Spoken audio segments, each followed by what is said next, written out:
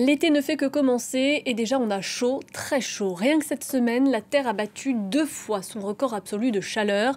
Les spécialistes ont enregistré à 2 reprises une température mondiale moyenne de plus de 17 degrés, du jamais vu depuis que l'homme existe. Et comme si ce record ne suffisait pas, le mois de juin a également été le plus chaud jamais enregistré sur la surface du globe, des mers et des océans.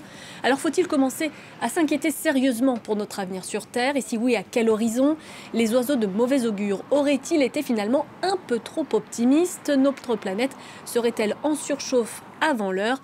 C'est avec vous, Jean Jouzel, que nous allons en parler. Bonsoir, vous êtes climatologue. Cela fait 50 ans que vous alertez sur les dangers du réchauffement climatique, notamment lorsque vous assuriez la vice-présidence d'un des groupes de travail du GIEC, ce groupe intergouvernemental d'experts sur l'évolution du climat, dont les rapports ont valeur de référence. Avant de vous donner la parole, on va revenir en images sur les records de température battus cette semaine. C'est avec Ethan Hadji.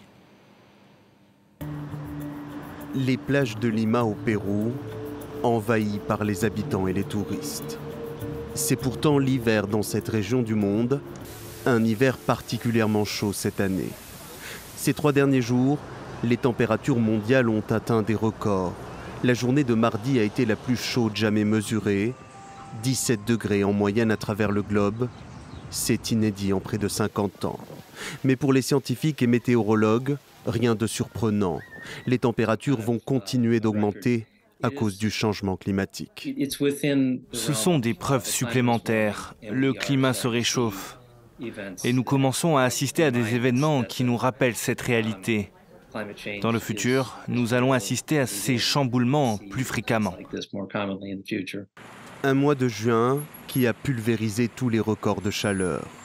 Illustration en Chine où les habitants ont suffoqué sous des températures extrêmes, plus de 35 degrés pendant 2 semaines. Les mêmes scènes dans le sud et l'ouest des États-Unis où le thermomètre affichait 46 degrés à Phoenix lundi. Et la probable arrivée dans le Pacifique d'El Niño pourrait aggraver les choses. Ce phénomène climatique naturel dû à un changement dans la pression atmosphérique se traduit généralement par une élévation des températures mondiales. Lorsqu'El Niño revient, en particulier quand ce phénomène météorologique est modéré ou intense, on assiste aux années les plus chaudes d'une décennie. C'est la chaleur d'El Niño combinée au réchauffement des océans et les autres signaux du changement climatique qui expliquent ces records de température pendant quelques jours, des mois, voire des années. En cas de survenue d'El Niño, 2023 et 2024 pourraient devenir les années les plus chaudes jamais enregistrées. Et Jean Jouzel est toujours avec nous. Une première réaction à ce record de chaleur mondiale enregistré cette semaine. Est-ce que vous vous y attendiez? Est-ce qu'il arrive plus tôt que prévu? Je suis assez en phase avec l'intervenant américain Sean Burkle. Oui, c'est ce à quoi on s'attendait, évidemment, peut-être pas dans le détail, mais ce que nous vivons actuellement, c'est vraiment ce que nous anticipons depuis une 50aine d'années, dans la mesure où, effectivement, nous n'avons pas su maîtriser nos émissions de gaz à effet de serre. Donc, bien sûr, il y a des surprises localement, voilà, mais quand on regarde le rythme moyen de réchauffement du climat, eh bien, c'est malheureusement, je dirais, la trajectoire que nous anticipions. Alors, collectivement, notre communauté, c'est vrai aussi pour l'accélération de l'élévation du niveau de la mer, c'est vrai pour ces événements extrêmes qui deviennent plus fréquents, plus intenses. Disons, on peut regarder les rapports successifs du GIEC que vous avez à juste titre cités, effectivement. Eh bien, disons, ce que nous vivons aujourd'hui, c'est ce que nous avons anticipé. Alors, maintenant, le détail, effectivement, est-ce que le record, est-ce que le record de température serait battu en 2023 ? Voilà, on verra bien, c'est pas une année sur l'autre. On peut effectivement on aura probablement des années chaudes, très chaudes, voire 2023-2024, peut-être une petite pause après, mais on verra la décennie que nous avons entamée maintenant déjà assez largement sera plus chaude, très clairement, probablement entre 2 dixièmes et 3 dixièmes de degré que la décennie précédente. Et c'est ce à quoi nous nous attendons, même si les détails, si certains records de chaleur, disons, surprennent. Par exemple, en France, j'étais très surpris l'an dernier, des stations comme Plougastel, enfin comme celle de Brest, le record a été battu de 4 degrés. Donc c'était assez surprenant. Il y a effectivement des surprises, mais ce sont des surprises, je dirais, assez locales, dans un monde qui est celui auquel nous nous attendons malheureusement. Et c'est bien, je crois, la question qui fâche. La question qui fâche, c'est vers quoi allons-nous? Nous savons, nous allons peut-être baisser vers plus 3 degrés en moyenne planétaire, peut-être plus d'ailleurs, parce que ces plus 3 degrés, c'est en faisant l'hypothèse que les engagements de l'accord de Paris sont tenus. Et nous ne sommes pas du tout sûrs, nous ne sommes pas sur ce chemin, disons, d'une sagesse par rapport à nos émissions. Il faudrait que les émissions, nous disons depuis une trentaine d'années que les émissions commencent à décroître en 2020 ou plus tard. Et c'est maintenant qu'il faut agir, c'est très clair. Et nous le disons et nous le redisons. Qui sont les premiers impactés? Quelles sont les premières conséquences? Ce sont nos écosystèmes qui en souffrent le plus dès le départ? Il y a des écosystèmes qui en souffrent de façon disons très clair. Par exemple, les récifs coralliens, eh bien, ce sont des récifs très fragiles et ça a commencé à être touché. Et par exemple, ce dernier rapport du GIEC nous dit qu'au-delà de 2 degrés, et nous y serons malheureusement probablement dans la deuxième partie de ce siècle, ou peut-être dès 2050, eh bien, l'ensemble des récifs coralliens pourrait être affecté. La perte de biodiversité est bien là également. C'est déjà la troisième cause de perte, disons, la troisième cause de perte de biodiversité. Et justement le réchauffement climatique, et ce pourrait devenir la première cause de perte de biodiversité, tout simplement parce que beaucoup d'espèces, si le réchauffement n'était pas maîtrisé, auraient une capacité de déplacement inférieure à la vitesse de déplacement des zones climatiques à la fin de ce siècle. Donc voilà, on comprend bien que ce serait impossible pour ces espèces de s'adapter, faune ou flore. Justement, je voudrais prendre l'exemple de l'Amazonie. Selon le GIEC, un effondrement de ce système, de cet écosystème, un point de basculement écologique, comme on dit, est prévu en 2100. Certains chercheurs pensent, eux, que cela pourrait être beaucoup plus tôt, vers 2050. Est-ce que c'est un scénario qui vous paraît finalement envisageable ? Oui, c'est malheureusement, disons, j'espère que ce sera plutôt en 2100, mais le problème qui se pose dans les forêts, eh bien, c'est que des années successives, 3-4 années successives de sécheresse, eh bien, les forêts sont profondément affectées. Alors, une seule année de sécheresse, et s'il y a une année normale après, la forêt continue à vivre, mais on voit bien, disons, y compris en France, les forêts souffrent. On peut en parler aussi. Il y a eu un rapport récent de l'Académie des sciences qui dit clairement que nos forêts souffrent. Ils absorbent beaucoup moins de carbone que précédemment. Et c'est vrai pour l'Amazonie. Voilà, j'ai toujours l'espoir que, disons, je dirais que les projections les plus catastrophiques ne soient pas au rendez-vous, mais effectivement, ça reste plausible. Voilà, donc y compris pour cette possibilité pour l'Amazonie, disons, un véritable effondrement qui pourra résulter d'années de sécheresse successives qui vraiment affectent de façon très profonde ces forêts. Si on continue sur cette lancée, sur cette production de gaz à effet de serre à outrance, à quel moment la Terre pourrait devenir inhabitable ? Alors, inhabitable, on voit bien, alors il y a effectivement des cartes d'habitabilité. Alors, le terme inhabitable, je dirais que j'aime bien le redéfinir au sens du GIEC. Il y a vraiment disons, la conjonction d'une température et d'une humidité. On parle de température humide, par exemple, au-delà de 35 degrés et de 80% d'humidité. Plus c'est chaud, plus c'est humide, plus c'est difficile.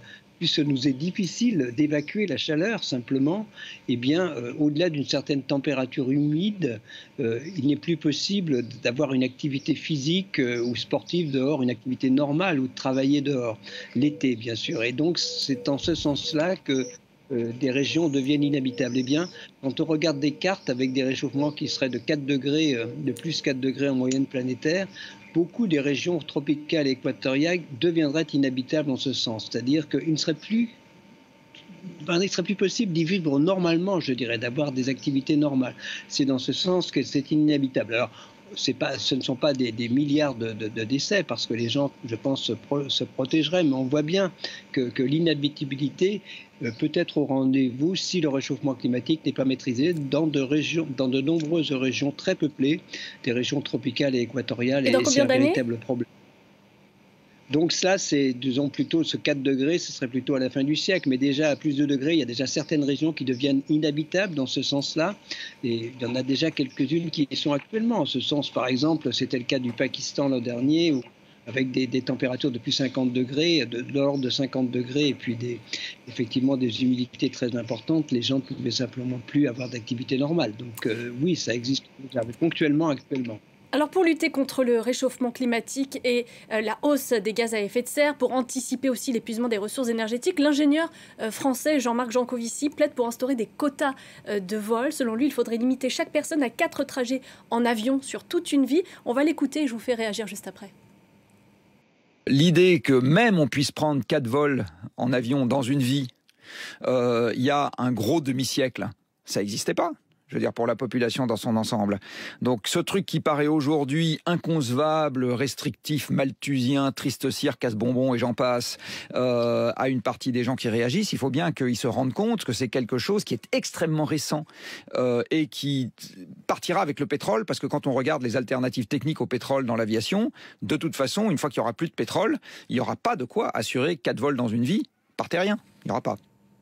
Il a raison, Jean-Marc Jancovici, Jean Jouzel, l'avion, c'est pas l'avenir. Oui.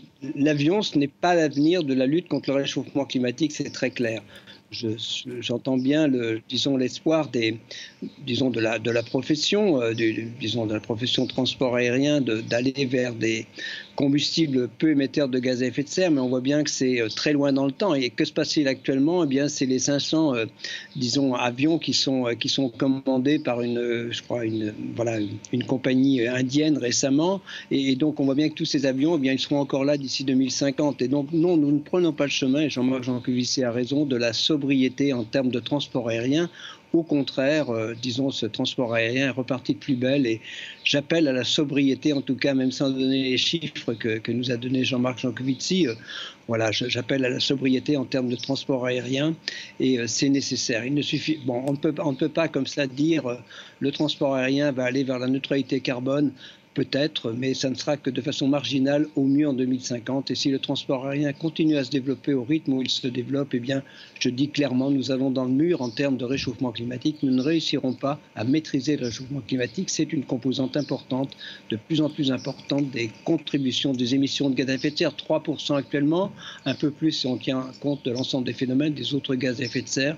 Et voilà, si on double le transport aérien, comme il s'est envisagé, eh bien, voilà, ça pourrait être de 5 à 10% des émissions. C'est important et ça peut jouer un rôle très important dans ces émissions, effectivement, à échéance de 2040-2050. Peut-être une lueur d'espoir pour terminer. Est-ce que vous avez le sentiment que les nouvelles générations sont moins incorrigibles que celles actuelles ? Oui, alors les lueurs d'espoir, je crois que c'est bien de terminer sur des lueurs d'espoir. Oui, il y a toujours des possibilités de lutter contre le réchauffement climatique. Bien sûr, la technologie peut nous aider, mais la technologie, l'inventivité, le développement technologique peut nous aider dans tous les domaines, y compris de l'aviation, mais il doit être absolument orienté vers cet objectif qui doit être au cœur du développement de nos civilisations, de neutralité carbone le plus rapidement possible. Je ne rêve pas, cette neutralité carbone ne sera pas atteinte en 2050, mais ne pas atteindre la neutralité carbone, c'est accepter que le réchauffement climatique se poursuive indéfiniment, et je crois que c'est inacceptable. Et évidemment, ces jeunes générations, vous avez bien sûr cité, le comprennent très bien, de mieux en mieux, et de plus en plus. Et donc c'est vrai que c'est au cœur. Je dirais que les émissions d'aujourd'hui décident, de cette décennie, je dirais, décident du climat de l'après 2050 très largement.